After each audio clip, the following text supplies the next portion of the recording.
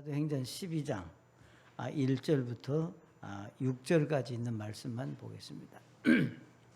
사도행전 12장 1절부터 6절까지 한 절씩 교독하겠습니다. 제가 먼저 읽습니다. 이제 그 무렵에 헤롯 왕이 교회에서 몇 사람을 괴롭히려고 자기 손을 뻗치고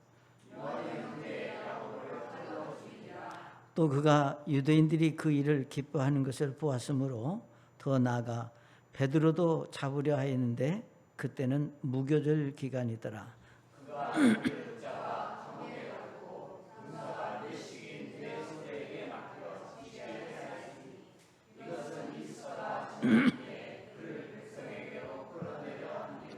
그러므로 베드로는 감옥에 갇혔으나 교회는 그를 위하여 끊임없이 하나님께 기도하더라.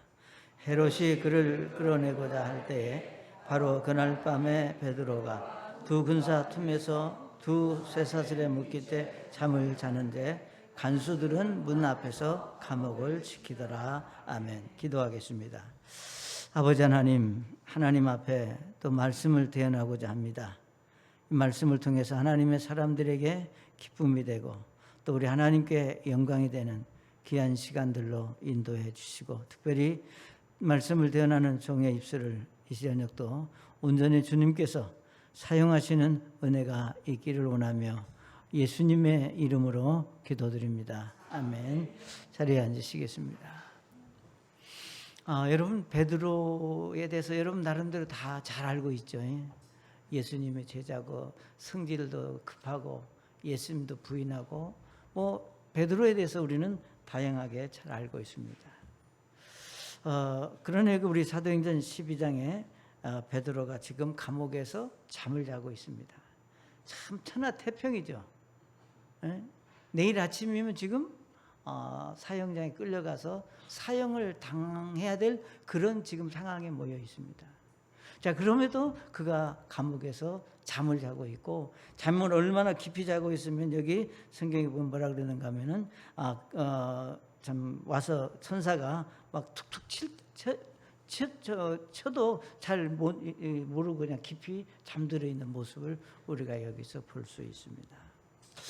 저는 이 말씀을 보면서 베드로가 어떤 믿음의 사람이었기에 이렇게 천하태평으로 잠을 잘 수 있었을까? 여러분이 잘 아시는 시편 127편 2절에 보면 그분께서 자신이 사랑하는 자에게 잠을 주신다고 말씀을 했습니다. 아마 여러분이 잘 아시는 대로 우리가 잠을 잘 수 있다고 하는 것, 그것도 아주 곤히 잘 수 있다고 하는 것은 대단히 큰 축복이고 그건 참 복입니다. 자, 그렇지만 우리가 살면서 우리는 다양한 문제들을 만나고 그 문제들을 극복하면서 사는 것이 오늘 우리의 삶의 모습입니다. 그렇기 때문에 그런 문제들을 만날 때마다 물론 사람에 따라서 그 받아들이는 정도가 다를 수는 있지만 일단은 우리가 어떤 문제가 되면 잠을 설치게 되고 잠을 자도 정말 깊이 잠을 자지 못하고 그냥 밤을 새는 경우가 종종 우리 삶 속에 있는 것을 발견을 합니다. 물론 우리가 애들이나 젊은 사람들은 좀 다르겠죠. 그러나 여러분 이제 나이가 한 살씩 더 들어가면 그런 것들이 더 반복이 된다고 하는 겁니다. 자, 그렇기 때문에 저는 오늘 여기에서 베드로가 참 여기 6절에 말씀하신 대로 헤롯이 그를 끌어내고자 할 때에 바로 그날 밤에, 그러니까 이 말씀은 내일 새벽이면은 헤롯이 그를 끌어다가 이제 사형에 처해야 되는데 두 군사 틈에서 두 쇠사슬에 묶인 채 잠을 자고 있고 간수들은 문 밖에서 감옥을 지키더라 그랬습니다. 그러니까 상황적으로 지금 베드로가 처한 이 상황에서는 도저히 우리가 잠을 잘 수 있는 상황이 아니다. 저는 이렇게 생각이 되어집니다.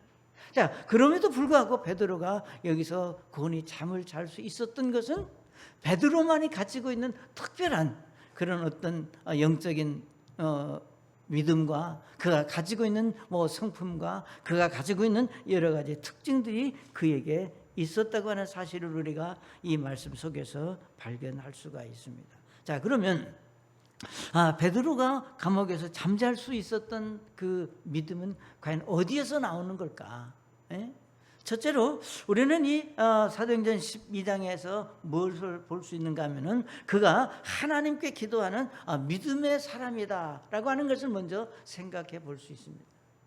여러분이 잘 아시는 대로 사람이 어떤 문제를 만나면 그 문제를 받아들이는 반응이 아주 다양하게 나타날 수가 있습니다. 어떤 사람들은 참 문제를 받아들이는 것이 성격에 따라서 또는 환경에 따라서 또 그가 가지고 있는 그런 어떤 믿음에 따라서 우리가 다양하게 반응을 보이고 그걸 받아들이게 되는데, 저는 그렇게 여러분에게 말씀을 드리고 싶은 것은 우리가 어떤 일을 만나든지 어떻게 받아들이느냐가 중요한데, 특별히 우리가 예수 믿고 구원받은 그리스도인들의 반응은 달라야 된다고 하는 겁니다. 세상 사람들하고 같지 않고 우리는 특별히 어떤 일을 만났을 때 그것을 우리가 기도하는 것으로 그 문제를 시작하고 받아들일 수 있는 것이 우선적으로 저와 여러분에게 필요하다고 하는 겁니다. 여러분이 잘 아시는 대로 우리가 기도는 뭐와 같으냐? 우리가 모든 문제를 문을 여는 키와 같다, 이렇게 말씀드릴 수 있습니다. 그러니까 아무리 우리가 문이 단단히 잠겨 있어도, 우리가 예를 들면 요즘 도로 비밀 번호만 알면 아무리 문이 잠겨 있어도 열 수 있잖아요. 다시 말하면 여러분의 삶 속에서 일어나는 어떤 일들이 있을 때, 그것이 어떤 장벽이든 일단은 우리가 기도로 그 문제를 풀고자 하고 기도로 받아들일 수 있는 사람이 그 문제를 해결하고 그 일에서 우리가 자유함을 얻을 수 있다고 하는 것을 우리가 이 말씀에서 볼 수 있습니다. 오늘 우리가 읽은 이 12장 5절에 보시면 이렇게 말씀했습니다. 그러므로 베드로는 감옥에 갇혔으나 교회는 그를 위하여 끊임없이 하나님께 기도하더라, 이렇게 말씀했습니다. 여기서 말씀하시기를 베드로가 감옥에 갇혔습니다. 자, 교회는 그를 위하여 끊임없이 하나님께 기도했다고 했는데, 여기 베드로가 기도했다고 하는 말은 없잖아요. 그러나 전 그렇게 믿습니다. 베드로가 과연 예를 들면 끌려갔을 때 과연 그냥 아무 생각 없이 예를 들면 왜 나를 붙잡아 가느냐고 불평하고 원망하면서 끌려가, 절대 그러지 않았다는 겁니다. 그러니까 이 말씀 속에서 우리가 볼 수 있는 것은 감옥에 갇힌 베드로나, 그 다음에 감옥 밖에 있는 이제 교회 성도들이나 감옥에 갇혀 있는 베드로를 위해서 우리가 같은 마음으로 하나님께 기도했다고 하는 것을 우리가 이 말씀에서 발견할 수 있습니다. 사랑하는 여러분, 우리는 기도했을 때 정말 우리가 기도하는 그 기도 제목대로 응답이 안 될 수도 있습니다. 그러나 우리가 알아야 될 한 가지 사실은, 예를 들면 그 기도의 응답은 내가 결정하는 것이 아니라, 기도하는 우리가 결정하는 것이 아니라, 그 결정은 누가 하느냐? 우리의 기도를 들으시는 하나님이 결정하신다고 하는 것을 우리가 믿어야 합니다. 여러분이 결정하는 게 아니라, 여러분이 어떤 기도를 하든 그 기도의 결정은 그 기도를 들으시고 보시고 있는 하나님께서 응답하신다고 하는 믿음을 가질 때 우리의 마음이 평안함이 있습니다. 우리는 여기 1절에 보시면 이렇게 말씀을 했습니다. 1절에 보면 이제 그 무렵에 헤롯 왕이 교회에서 몇 사람을 괴롭히려고 자기 손을 뻗치고 요한의 형제 야고보를 칼로 죽이니라 그랬습니다. 여러분이 우리가 여기에 자세한 내용은 없지만 교회가 야고보를 위해서 기도했어요, 안 했어요? 전 했다고 봐요. 야고보를 위해서도 기도했습니다. 그런데 우리가 야고보를 위해서 교회가 기도했을 텐데, 야고보는 이제 참 여기 성경에 말씀하신 대로 헤롯의 손에 의해서 죽었지만, 여기 베드로는 지금 똑같은 상황입니다. 그러니까 우리는 이 말씀 속에서 우리가 무엇을 발견할 수 있느냐? 우리가 같은 상황에서 기도했지만 하나님의 응답은 다르게 나타날 수도 있다고 하는 것을 우리가 인정해야 됩니다. 내가 생각하는 대로, 여러분이 원하는 대로가 아니라 같은 상황에서 우리가 같은 기도를 하지만 우리가 하나님 보시는 관점은, 사람은 같고 문제는 같을지라도 하나님의 보시는 관점은 다를 수 있다고 하는 것을 우리가 인정해야 합니다. 왜 저 사람은, 왜 저기는, 왜 나는, 이거는 결코 하나님의 사람들이 가지고 있는 태도가 아닙니다. 사랑하는 여러분, 여러분의 기도는 우리의 환경을 바꿀 수도 있고 우리가 아무리 기도해도 환경이 달라지지 않을 수도 있습니다. 그렇지만 기도에 응답이 있든지 응답이 없을지라도 하나님은 여전히 저와 여러분에게 어떤 문제를 만나든지 그 문제의 키는 기도에 있다. 하나님 앞에 기도하는 믿음으로 우리가 나아갈 수 있는 그런 믿음의 사람만이 하나님의 은혜와 사랑을 체험할 수 있다고 하는 사실입니다. 사랑하는 여러분, 여러분의 삶에 어려움이 있고 위기가 있고 우리가 시련이 찾아왔다면 어떻게 반응을 해야 되겠느냐? 지금 내가 힘든 일이 내게 있다면, 지금 내가 해결하지 못한 문제가 내 속에 있다면, 다른 사람은 모를 수 있습니다. 다른 사람에게 굳이 말할 필요도 어떤 부분은 없을 수도 있습니다. 그렇지만 누구보다도 정확하게 아시는 하나님께서 여러분의 마음에 있는 그 근심을 아시고 기도하기를 원하신다고 하는 겁니다. 하나님 앞에 나와 무릎 꿇기를 원하신다고 하는 사실을 우리가 이 말씀에서 배우실 수 있기를 바랍니다. 그래서 초대교회 성도들이 간절히 기도했고 기도하면 분명히 하나님께서 응답하시고 들으실 것이라고 하는 그런 믿음의 확신이 전 여러분 속에 꼭 있으시기를 바랍니다. 그러니까 이미 말씀을 드렸지만 기도하면 우리의 말을 들으시고 응답하시겠다고 하는 것이 하나님의 약속의 말씀입니다. 여러분이 잘 아시는 예레미야 33장 3절의 말씀에 있습니다. 나를 부르라 그랬습니다. 나를 부르라. 그리하면 내가 네게 응답하고 내가 알지 못하는 크고 능력 있는 일들을 내게 보일 것이다 그랬습니다. 사랑하는 여러분, 나를 부르라. 그래서 우리가 사실은 우리가 기도한다고 하는 것은 결국은 내 마음 깊은 곳에서부터 우리가 능력이 있으신 사랑이 있으신 그 하나님의 힘을 부르고 하나님 앞에 내 마음을 내어놓는 것을 말하고 있습니다. 그래서 기도하면 우리의 말을 들으시고 응답하시겠다고 하는 그 약속의 말씀을 믿고 어려움이 있고 힘든 일이 있을 때 우리가 염려 걱정하지 말고 우리가 기도할 수 있는 믿음이 여러분에게 있으시기를 바랍니다.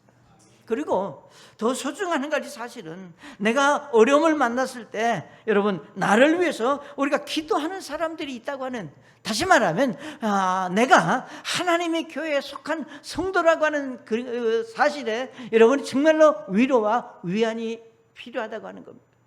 그러니까 여기 12장 5절에 말씀했습니다. 베드로는 감옥에 갇혔으나 교회는 그를 위하여 끊임없이 하나님께 기도하더라 그랬습니다. 내가 하나님의 교회에 속해 있다고 하는 사실은 대단히 놀라운 특권이고 축복입니다.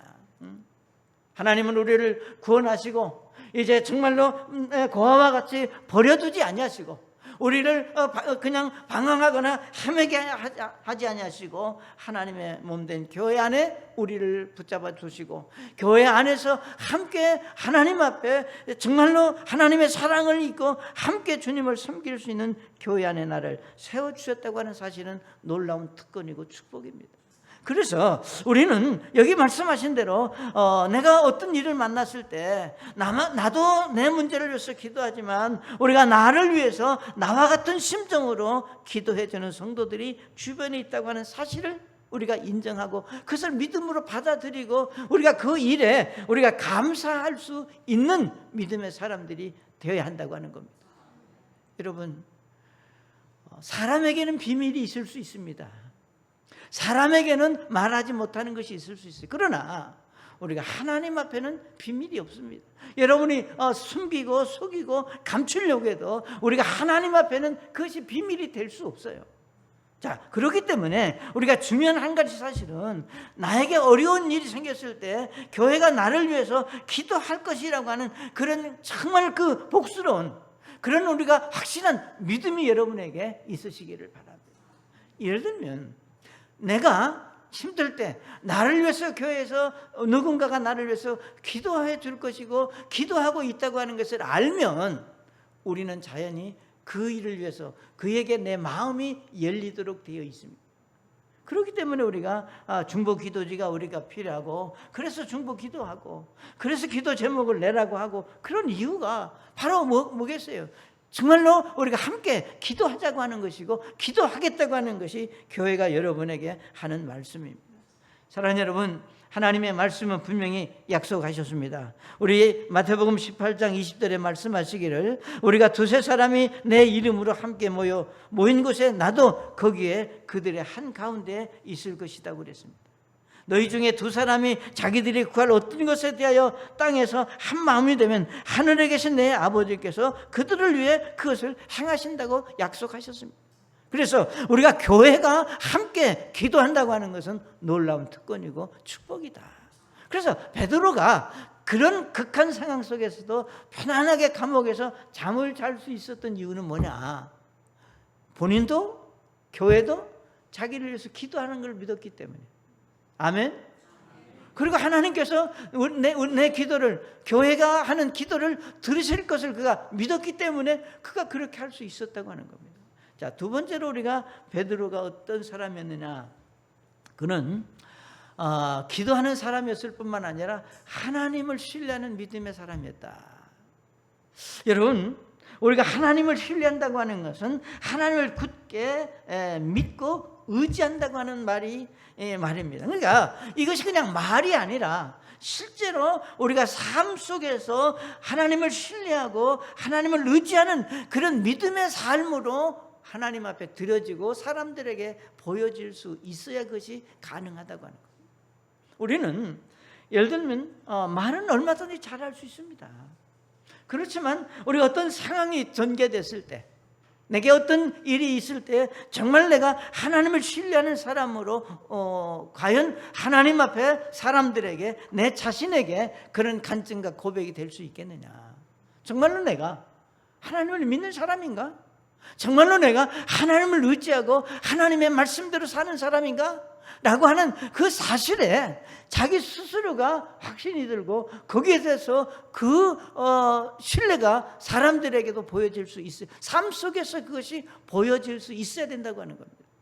여러분, 우리가 6절의 말씀에 보면 이렇게 말씀했습니다. 헤롯이 그를 끌어내고자 할 때 바로 그날 밤에 베드로가 두 군사 틈에서 두 쇠사슬에 묶인 채 잠을 자는데 간수들은 문 앞에서 감옥을 지키더라 그랬습니다. 우리가 이 6절의 말씀을 깊이 이렇게 좀 들여다보면 이건 도저히 잠을 잘 수 있는 그런 상황이 아닙니다. 쇠사슬에 묶여 있죠. 간수들은 밖에서 지키고 있죠. 시간은 참 마치 갈 때마다 이제 자기의 죽음이 임박해 온다고 하는 그런 사실들을 얼마나 우리가 생각할 때 초조하고 불안하고 두렵겠습니까? 그러나 베드로는 믿음의 사람입니다. 하나님 앞에 기도하는 그런 믿음의 사람입니다. 자, 그런 정말로 하나님의 절대적인 주권을 인정하는 사람이라고 하는 겁니다. 여기서 하나님의 절대적인 주권이라고 하는 말은 이 뭡니까? 주권이라고 하는 것은 우리가 죽는 것도 사는 것도 내가 결정하는 것이 아니라 하나님께서 결정하신다. 아멘. 내 삶의 문제, 나의 모든 문제는 내가 결정하는 것이 아니라 우리가 살아계신 하나님께서 결정하신다고 하는 그런 확실한 확신이 있었기 때문에, 예를 들면 내 삶의 문제를 하나님이 결정하시는데 내가 잠을 안 자고 두렵고 슬프고 괴로워해야 될 아무런 이유가 없는 거예요. 사실 우리의 삶 속에서 우리가 다분히 이런 연약함 속에 우리 속에 있다고 하는 겁니다. 우리가 하나님 주권 인정하죠. 하나님 하신다고 하는 거 알죠. 그렇지만 아는 거하고 실제로 여러분의 삶 속에 어떤 일이 있을 때 그 하나님의 주권을 인정하고 그 사실을 삶 속에 적용하고 실제로 그것을 삶 속에 받아들이면서 산다고 하는 것은 절대 쉬운 일이 아니라는 겁니다. 여러분이 잘 아시는 대로 이 세상의 그 어떤 일도 우리 하나님께서 허락하지 아니하면 우리가 그 어느 것도 이루어질 수 없다고 하는 것을 성경은 말씀하고 있습니다. 우리가 마태복음을 읽어보시면 그 흔한 참새 한 마리가 떨어지는 것도 우리가 하나님께서 허락하지 아니하면 안 된다고 말씀을 했습니다. 자, 그런데 여러분, 마태복음 계속해서 뭐라고 그랬습니까? 그 참새도 하나님의 뜻이 있어서 그렇게 된다고 했는데 하물며 너희 일까 보냐 그랬습니다. 하물며 예수 믿고 구원받은, 믿음으로 사는, 참 기도하고 있는 그리스도인들의 삶의 주권을 하나님이 가지고 있습니다. 자, 그렇기 때문에 하나님의 절대 주권 앞에 우리가 맡겨 드릴 수 있다면, 하나님이 알아서 하시라고 하나님께 맡길 수 있다면, 우리는 어떤 경우라도 편안하고 안정된 심령으로 나에게 주어진 삶을 살 수 있다고 하는 사실입니다. 사랑하는 여러분, 여러분의 삶의 현실에 가슴 조이는 아픔, 하루하루의 시간 긴장과 스트레스 그렇게 보낼 필요 없어요. 그렇게 밤잠 설쳐가면서 그렇게 살 아무런 이유가 없어요. 그건 하나님의 주권 인정하고 맡길 수 있는, 그러니까 이것도 훈련입니다. 그냥 갑자기 이제 내가 지금부터 맡겨야 되겠다, 그렇게 될 수 있는 게 아니에요.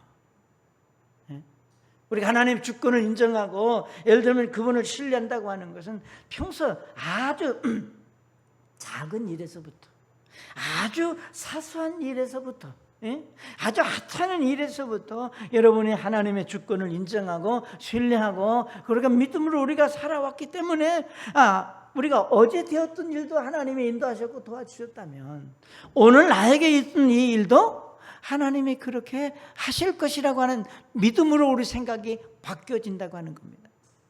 사랑하는 여러분, 여러분의 삶의 현장에서 우리가 어떤 일을 만나든지 우리가 베드로전서 5장 7절에 뭐라 그랬습니까? 너희 염려를 그분께 맡기라. 그분께서 너희를 돌보신다. 우리 너무 잘합니다. 여러분, 하나님의 말씀은 아는 게 아니라 믿는 겁니다. 하나님의 말씀은 믿으면서 그것을 내 마음속에 받아들이고 그렇게 삶으로 옮기는 겁니다. 그러니까 베드로가 그렇게 감옥에서 편하게 잘 수 있었던 이유는 다른 데 있는 게 아니에요. 내가 아무리 발버둥 쳐봐도 내 문제는 내가 결정하는 게 아니다. 주권을 가신 하나님께서 결정하신다고 하는 믿음이 있기 때문에, 다시 말하면 우리가 가진 문제라고 해봐야 결국은 뭐겠어요? 지금 여러분의 삶 속에 여러분이 고민하고 갈등하고 하는 문제가 베드로가 지금 처한 거하고 비중을 따지면 어떤 게 더 무겁고 가볍겠어요? 여러분이 걱정하고 근심하는 거 물론 여러분은 크고 힘들겠지만 지금 여기 베드로가 겪는 문제에 비하면 사실은 아무것도 아닐 수 있습니다. 그냥 자고 일어나면 다 해결될 수 있는 일인데도 우리가 그럴 수 있다는 겁니다. 사랑하는 여러분, 베드로는 이 모든 문제를 하나님께 맡기는 것을 그는 배웠고 실제로 자기 생각대로 괴로워하지 않고 실제로 하나님께 맡길 때 어떤 일이 일어난다고 하는 사실을 그는 삶 속에 경험했기 때문에 지금 이 순간도 그런 삶을 살고 있다고 하는 것입니다. 한번 맡겨보시면 그런 경험을 할 수 있습니다. 물론 여러분, 지금까지 여러분이 주어진 일들을 우리가 맡기면서 살아왔습니다. 자, 그렇지만 오늘 또 한번 아직까지 내가 맡기지 못한 거 있다면, 우리 나를 의지할 수 있는 분이라고 믿으신다면, 정말로 살아계신 하나님을 의지하고 믿을 수 있는 분이라고 생각되어진다면 우리가 그분을 신뢰하고 의지하는 믿음이 여러분에게 있으시기를 바랍니다. 그럴 때 내가 평안해질 수 있습니다. 자, 기도했고 하나님께 맡겼습니다. 그럼 세 번째는 뭐겠어요? 베드로는 순종하는 믿음의 사람이었다. 베드로와 교회는 죽음 앞에 이제 기도했습니다. 그리고 모든 것을 이제 맡겼습니다. 그리고 맡겼다는 증거로 하나님이 하시는 일에 전적으로 순종하는 믿음의 모습을 우리가 이 말씀에서 볼 수 있습니다. 우리가 여기 읽지 않았습니다만 이제 12장 7절부터 쭉 보시게 되면은 어떤 사건이 기록되어 있는가 하면은 이제 베드로가 잠자고 있을 때 천사가 그에게 찾아와서 베드로를 툭툭 치면서 일어나라 그랬습니다. 여러분, 잠자고 있는데 발로 툭툭 치니까 얼마나 성질 났겠어요. 그러니까 천사가 와서 일어나라고 하니까 이제 쇠살에 뿔지고 이제 천사가 뭐라 그랬는가 하면은 너 빨리 허리띠를 메고 신을 신으라. 그리고 내가 이제 옷을 입고 나를 따라오라. 그러니까 베드로가 이 말씀을 잘 보시면 그냥 곤히 자다가 발에 채워서 일어나가지고 억지로 눈 비비면서 천사가 가자고 하는 대로 따라가는 것을 우리가 이 말씀에서 볼 수 있습니다. 9절에 보시면 그가 나와서 그를 따라가며 천사가 하는 것이 사실인 줄 알지 못하고 자기가 환상을 본 줄로 생각하더라 그랬습니다. 다시 말하면 이 말씀 속에서 우리가 무엇을 발견할 수 있는가? 베드로는 이 말씀에서 한마디도 천사에게 물어보지 않았습니다. 왜? 지금 당신이 누굽니까? 나 어디로 데려갑니까? 왜 이런 일이 있습니까? 얼마나 우리가 말을 하려고 할 말이 많겠어요. 근데 한마디도. 그리고 여기 성경에 보게 되면은 이제 알고 자기가 한으로 생각하더라. 10절에 보면 그들이 첫째와 둘째 감방을 지나 도시로 인도하는 쇠문에 이르는데 그 문이 그들을 향해 저절로 열림으로 그들이 나와서 한 거리를 지나며 천사가 그를 떠나니라.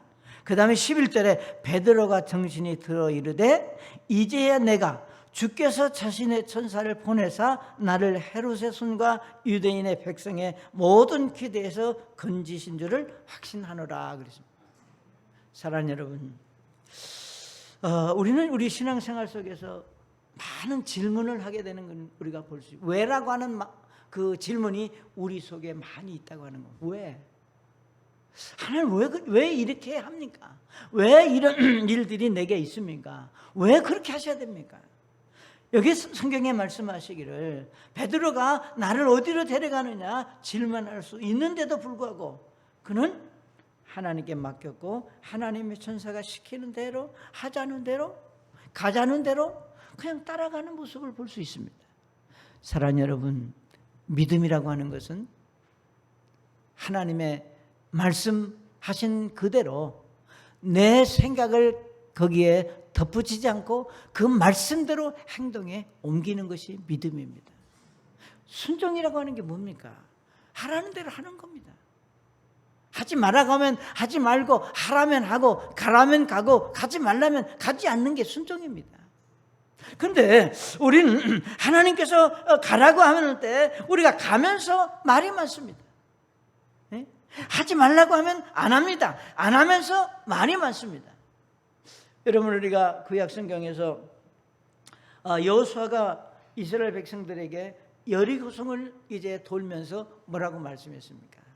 너희들 이 여리고성을 돌 때에 말하고 싶지만 하고 싶은 말이 많이 있겠지만 뭐라고 그랬습니까? 아무 말도 하지 말라 그랬습니다. 네? 아무 말도 하지 말라. 얼마나 말이 하고 싶었겠어요. 그러니까 아무 말도 하지 말라고 했을 때 그들이 아무 말도 하지 않고 그냥 여호수아가 시키는 대로 행동에 옮기는 것을 볼 수 있습니다. 우리는 정말 하나님의 말씀을 우리가 믿는다고 하면서도 우리는 대단히 이성적인 시대에 저와 여러분이 살고 있습니다. 이해가 안 되면 반항하고 따지고 이유를 알아야 그때야 우리가 행동에 옮기는 것이 우리 어떻게 삶의 모습일 수 있다고 하는 겁니다. 이성적으로 예를 들면 여러분이 정말로 이해가 된다 하더라도 여러분이 감정적으로 만약에 내가 순응할 수 없을 경우도 있습니다. 중요한 사실은 우리가 정말 하나님께 모든 것을 맡기고 하나님을 신뢰한다면 오늘 이 순간 나의 삶에 일어나는 모든 사건들을 나의 이성적인 논리로 납득이 안 될지라도 정말로 나는 하나님께 순종의 걸음을 걷겠다고 하는 고백이 여러분 속에 있으시기를 바랍니다. 꼭 이해가 되어야만 행동에 옮기겠다고 하는 게 아니라 이해가 되지 않더라도 하나님께서 그렇게 말씀하셨기 때문에 난 그렇게 하겠다. 얼마나 하나님을 기쁘시게 하는 믿음입니까? 여러분이 잘 아시는 순종의 사람을 우리가 말할 때 우리는 아브라함의 경우를 빼놓을 수가 없습니다. 하나님은 아브라함을 부르셨고 그에게 아들 이삭을 주셨습니다. 이삭을 주신 다음에 하나님께서 아브라함에게 뭐라 그랬습니까? 이삭을 모리아 산으로 갖다 제물로 바치라 그랬습니다. 있을 수 없는 일입니다. 얼마든지 하나님 앞에 반론을 제기하고 의문을 품고 얘기할 수 있는 사건입니다. 그럼에도 불구하고 아브라함은 아무 말 하지 않았습니다. 그리고 아침에 일찍 일어나서 하나님께서 말씀하신 곳으로, 말씀하신 대로 하나님이 지적한 그 산으로 이삭을 제물로 드리기 위해서 이삭을 데리고 모리아 산을 올라가는 아브라함의 모습을 창세기에서 읽을 수 있습니다. 중요한 사실은 왜 아브라함이 할 말이 없었겠어요? 왜 하나님 앞에 정말 따질 수 있는 말이 없었겠어요? 그러나 그는 믿음의 사람이었다고 하는 겁니다. 하나님은 결코 어떤 경우라도 나에게 손해를 끼치고 나를 해롭게 하실 분이 아니다. 나를 힘들게 할지, 나를 힘들게는 할 수 있을지 모르지만, 나에게 고통이 될 수 있을지는 모르지만, 그것이 나를 망하게 하고 나를 진멸시키는 것은 아니라고 하는 것을 그는 알고 있었습니다. 여러분, 어떤 것도 고통 없이, 아픔 없이 얻는 것은 아무것도 없습니다. 내가 고통을 겪고 아픔을 겪고 눈물을 흘리고 힘들 때 얻어지는 축복이 귀하고 소중하다고 하는 겁니다. 그래서 우리가 로마서 8장 28절에 이렇게 말씀했습니다. 우리가 알거니와 하나님을 사랑하는 자 곧 그분의 목적에 따라 부르심을 받은 자들에게는 모든 것이 합력하여 선을 이루신다. 아멘. 여러분, 로마서 8장 28절 우리가 잘 알잖아요. 우리가 예수 믿고 구원받은 그리스도인들이 알거니와 하나님을 사랑하는 자, 여러분 하나님 사랑하시잖아요. 곧 그분의 목적에 따라 부르심을 받은 자들에게는, 여러분 우리가 그냥 여기 와 있는 게 아닙니다. 하나님의 특별한 목적이 있어서 우리를 부르시고 이 교회 안에 앉게 하셨습니다. 내가 얼마나 믿음이 좋으냐 안 좋으냐 그걸 지금 하나님 따지는 게 아닙니다. 얼마나 우리가 헌신된 삶을 살았느냐 그거 하나님 묻지 않습니다. 오늘 여기 성경에는 말하기를 우리가 구원받은 그리스도인들을 하나님이 정말 우리를 사랑해서 그 하나님의 목적에 따라 우리를 부르셨다면 그 목적을 이루기 위해서는 뭐가 필요하느냐? 여기 성경에 말씀하신 대로 모든 것이 합력하여 선을 이룬다. 모든 것. 그러니까 전 하나님의 목적에 따라 부르심을 받은 자들에게 모든 것이 합력하여 선을 이루시느냐라고 하는 이 말씀은 그냥 하신 말씀이 아니라는 겁니다. 사랑하는 여러분, 순종이라고 하는 것은 그냥 따라가는 겁니다. 알기 때문에, 이해가 됐기 때문에, 할 수 있기 때문에 아니에요. 이해가 안 돼도, 할 수 없어도, 힘들어도 하나님이 가라고 하면 가야 되고 서라고 하면 서야 되고 하나님이 드리라고 하면 드리고, 이것이 결국은 우리의 삶의 모습입니다. 그런데 우리가 그게 안 될 때 당장은 어떤 문제가 없을 수 있습니다. 정말로 전 여러분 여기 로마서 8장 28절에 말씀하신 대로 정말 여러분이 하나님을 사랑하는 믿음이 있고 이제 하나님의 뜻에 따라 부르심을 받은 자라는 그런 확신을 갖고 주님을 섬긴다면 여러분 그리 할 수 있어야 된다 그 말이에요. 그렇게 할 수 있어야 된다 그 말입니다. 문제는 우리가 그것이 잘 안 되는 거예요. 알면서 따라가면서도 인정하고 받아들이면서도 기쁨으로 기꺼이 우리가 그렇게 하지 못하는 연약함이 우리에게 있다고 하는 사실입니다. 사랑하는 여러분, 여러분은 여러분의 그 순종은 그냥 순종입니다. 그냥 하나님께서 말씀하신 그대로 내 생각 붙이지 않고 그냥 그대로 하는 거예요. 저는 여러분의 삶의 현장에서 여러분이 정말 어떤 문제가 내게 왔든지 이거는 여러분에게만 해당되는 것이 아니라 저에게도 마찬가지입니다. 저에게도 고통이 있고 아픔이 있습니다. 무슨 이렇게 말하면 목사님 뭔 고통이 있고 뭔 아픔이 있어요 이렇게 물어보면 할 말 나도 많이 있어요. 각도가 다르고 질이 다를 뿐이지 우리가 사람이기 때문에 느끼는 감각은 다를 수 있다는 거예요. 다 달라요.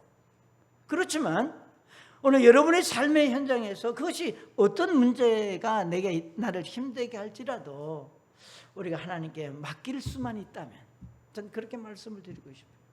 하나님께 기도로 맡길 수만 있다면 그리고 그 하나님을 신뢰할 수 있는 믿음만 있다면, 그리고 그 하나님께서 말씀하시는 말씀대로 우리가 순종할 수만 있다면, 그러니까 기도하고 맡기고 순종하면 그 다음에는 하나님이 해결하신다고 하는 믿음이 여러분에게 있으시기를 바랍니다. 우리 다 같이 고린도전서 10장에 있는 말씀 하나 찾아보겠습니다. 고린도전서 10장 13절.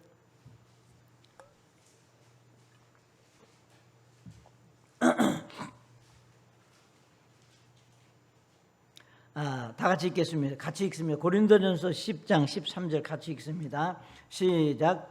사람에게 공통적으로 있는 시험 외에는 너희가 어떤 시험도 당하지 아니하였나니 하나님은 신실하사 너희가 감당할 수 있는 것 이상으로 시험 당하는 것을 너희에게 허락하지 아니하시고 또한 그 시험과 함께 피할 길을 내사 너희가 능히 그것을 감당하게 하시느니라. 아멘.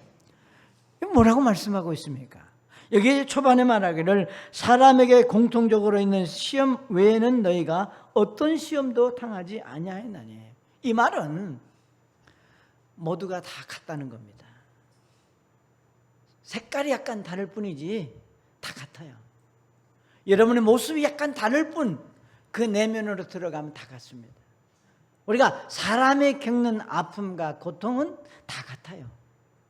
그러니까 여기 말씀하시기를 사람이 공통적으로 있는 시험 외에는 너희가 어떤 시험도 당하지 않는다. 다른 사람이 경험하지 못한 나만이 경험하는 것은 아니에요, 절대로. 자, 그렇기 때문에 여기 말씀하시기를 그랬습니다. 하나님은 신실하서 너희가 감당할 수 있는 것 이상으로 시험 당하는 것을 너희에게 허락하지 아니하시고 또한 그 시험과 함께 피할 길을 내서 너희가 능히 그것을 감당하게 하시느니라. 아멘. 그럼 된 거 아니에요? 감당할 수 있다고 하나님 약속하셨으면 여러분 감당할 수 있어요, 없어요? 없어요. 그게 우리 믿음이면 안 된다니, 그런 사고를 가지면 안 된다는 거예요. 그러니까 하나님께서 능히 감당할 수 있다고 했으면 아멘, 감당할 수 있다, 이런 믿음으로 하나님 앞에 설 수 있을 때 감당할 수 있는 뭘 주시느냐? 힘을 하나님이 주신다는 겁니다. 감당할 수 있는 힘을 주실 뿐만 아니라 하나님의 위로하심이 있습니다. 여러분 그렇잖아요. 아무리 우리가 슬퍼도 하나님이 위로하시고 하나님이 힘 주신다면 감당할 수 있잖아요. 이건 나만이 겪는 일이다, 나만 아픈 일이다, 이렇게 생각하면 얼마나 슬프겠어요. 그러나 하나님이 감당하시도록 도와주신다고 하는 믿음의 확신을 여러분이 가질 수 있다면, 사랑하는 여러분, 오늘 우리는 베드로가 감옥에서 참 편안하게 잠자는 모습을 우리가 상상해 볼 수 있었습니다. 무엇 때문에? 무엇이 그로 하여금 그렇게 편안하게 잠을 잘 수 있도록 했느냐? 그는 하나님 앞에 기도하는 믿음의 사람이었다. 그는 하나님을 신뢰하고 그분을 의지하는, 하나님께 모든 것을 맡길 수 있는 믿음의 사람이었다. 그는 어떤 경우라도 하나님께 순종하는 믿음의 사람이었다. 여러분이 그런 믿음의 사람으로 하나님 앞에 설 수 있는 그런 복이 여러분에게 있으시기를 바랍니다. 잠깐 우리 머리 숙이시겠습니다.